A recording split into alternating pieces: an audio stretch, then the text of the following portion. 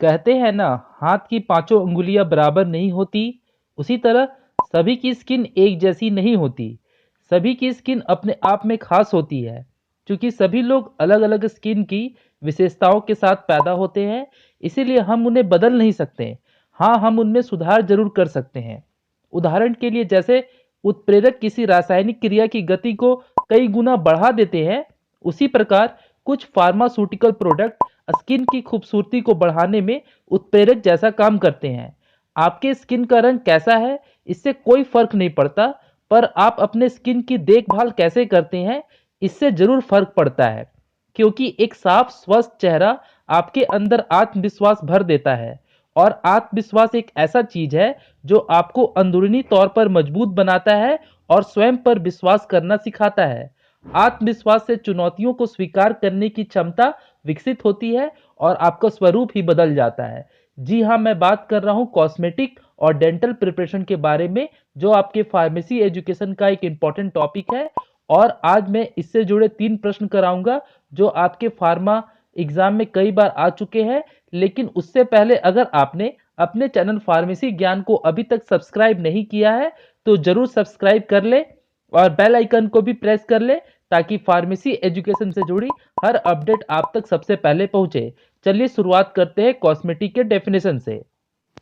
ऐसे pharmaceutical article जो रब, पोर, स्प्रिंकल, स्प्रेड करके ह्यूमन बॉडी पार्ट्स में क्लींजिंग, प्रोटेक्टिंग, ब्यूटीफाइंग या फिर अट्रैक्टिवनेस अथवा अपीयरेंस को प्रमोट करने के लिए इंट्रोड्यूस की जाती है या लगाई जाती है, उसे कॉस्मेटिक कहा जाता है।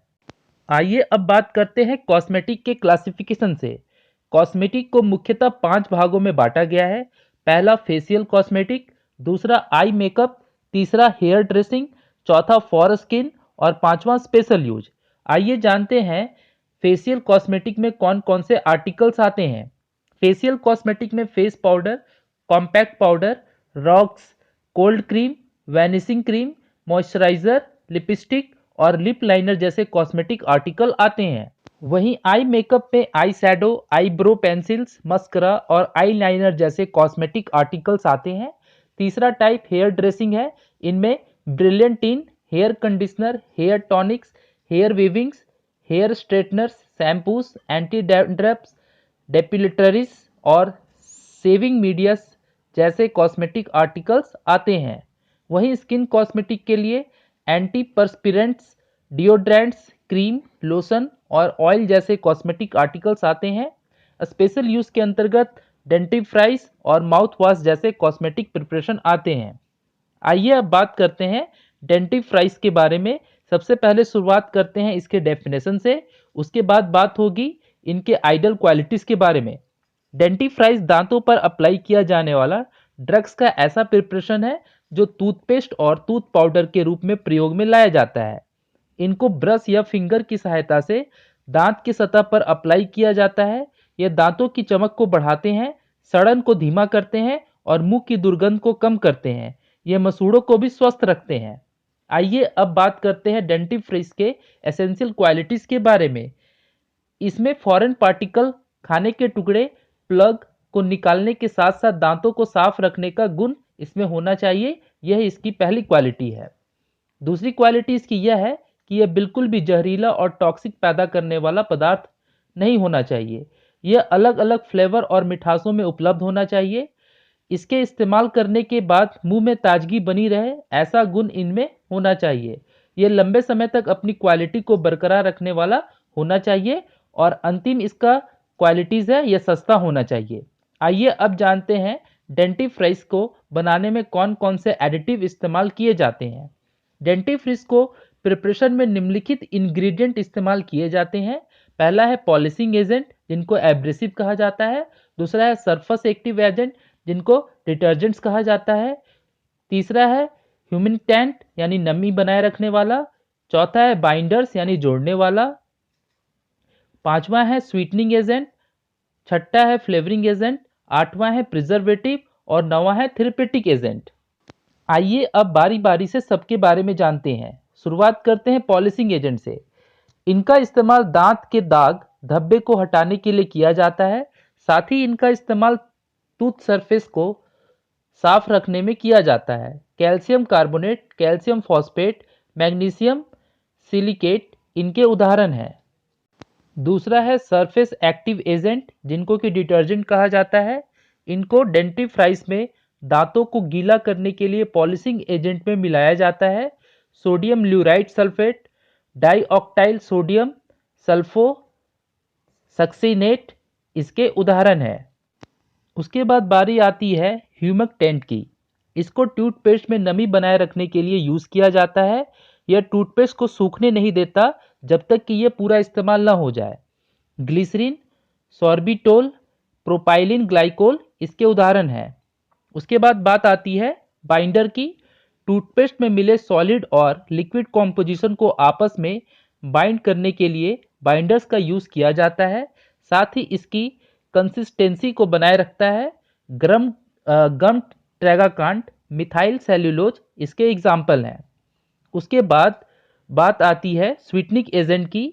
यह टूथपेस्ट में स्वीट टेस्ट को लाने के लिए इस्तेमाल किया जाता है ताकि छोटे बच्चे भी आसानी से दांतों की सफाई कर सके। सेक्रिन इसके एग्जाम्पल हैं। उसके बाद बात आती है फ्लेवरिंग एजेंट की। फ्लेवरिंग एजेंट टूथपेस्ट में अच्छा फ्लेवरिंग लाने के लिए इस्तेमाल किया जाता है और इसका इम्पोर्टेंस को बढ़ावा देने के लिए भी फ्लेवरिंग एजेंट का इस्तेमाल किया जाता है। जैसे मार्केट में नीम के फ्लेवर के टूथपेस्ट है, उसके अलावा लौंग के फ्लेवर के टूथपेस्ट है, फ्लोराइड के फ्लेवर के जो है टूथपेस्ट है, नमक वाले फ्लेवर के टूथपेस्ट है। तो अलग अलग फ्लेवर रहने से कस्टमर को यूज करने में आसानी होती है। पेपरमेंट, सिनामेन इसके एग्जाम्पल हैं। उसके बाद बात आती है प्रिजर्वेटिव की। इसका यूज माइक्रोबियल ग्रोथ को रोकने या प्रिवेंट करने के लिए किया जाता है ताकि इसकी क्वालिटी और स्टेबिलिटी बरकरार रहे। मिथाइल पैराबिन, प्रोपाइल पैराबिन इसके एग्जाम्पल हैं। उसके बाद बात आती है थेरापेटिक एजेंट की। थेरापेटिक एजेंट का मतलब है टूथपेस्ट में औषधीय गुण का होना। यह दांतों से जुड़ी समस्याओं को ठीक करने के लिए किया जाता है। जैसे पायरिया, दांतों में झंझनाहट, fluoride, urea, dibasic ammonium sulphate इसके एग्जाम्पल है। आइए अब बात करते हैं फेस पाउडर के डेफिनेशन और इसके एसेंशियल क्वालिटीज के बारे में।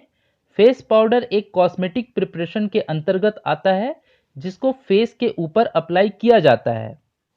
इसका यूज फेस के सारे मेकअप हो जाने के बाद अंत में किया जाता है जिसे फिनिशिंग टच कहते हैं। यह फेस में और भी ज़्यादा वाइटनेस लाने के लिए उपयोग किया जाता है। फेस पाउडर को आप बिना मेकअप के भी कर सकते हैं। यह थोड़ा समय के लिए फेस पर वाइटनेस ले आता है। फेस पाउडर डिफरेंट कलर और फ्लेवर में आते हैं। पाउडर में यूज़ होने वाले रॉ मटेरियल में उच्च कोटि की क्वालिटी होनी चाहिए। आइए अब बात करते हैं फेस पाउडर की क्वालिटी के बारे में। इसकी पहली क्वालिटी यह है कि यह बहुत ही फाइन होना चाहिए और इसमें किसी भी प्रकार का ग्रिटी पार्टिकल नहीं होना चाहिए।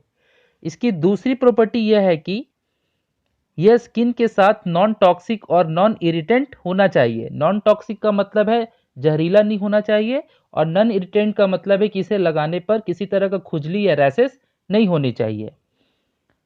यह आसानी से फैलना चाहिए तथा स्किन पर अच्छी तरह से चिपकना चाहिए। मतलब ऐसा है कि पाउडर जब आप लगाएं तो वो अच्छी तरह से पूरे सतह पर फैल जाए और वो अच्छी तरह से स्टिक करे, कहीं भी ज़्यादा कहीं भी कम नहीं होना चाहिए। इसकी सोखने की क्षमता अच्छी होनी चाहिए, यानी जब ये पाउडर को लगाया जाए तो ये आपके स्किन में अच्छी तरह से एब्जॉर्ब हो जाए। उसके बाद नेक्स्ट इसकी क्वालिटी यह है कि ये चेहरे से साइन को हटाने वाला होना चाहिए। मतलब जो आपका साइन है जब आप पाउडर लगाते हैं तो ये वाइटनेस ला देता है, लेकिन जो आपका नेचुरल ग्लो है वो इसे कम कर देता है। उसके बाद इसकी जो क्वालिटी है कि ये नेचुरल दिखना चाहिए। ऐसा नहीं कि पाउडर लगाने के बाद आपका जो स्किन है वो किसी एलियन के जैसा दिखे या किसी दूसरे ग्रह के प्राणी जैसा दिखे या किसी अजीब टाइप का दिखे। ये नेचुरली दिखना चाहिए ताकि ये आपका चेहरा इंसान के जैसा ही दिखे।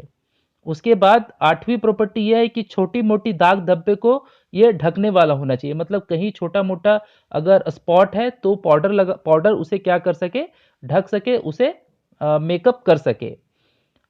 नेक्स्ट इसकी क्वालिटी यह है कि ये चेहरे पर पेंट किया हुआ नहीं दिखना चाहिए, मतलब पाउडर लगाने के बाद ऐसा ना दिखना चाहिए कि चेहरे में वाइट कलर का पेंट कर दिया गया जैसे कि दीवालों में होता है, वैसा नहीं होना चाहिए।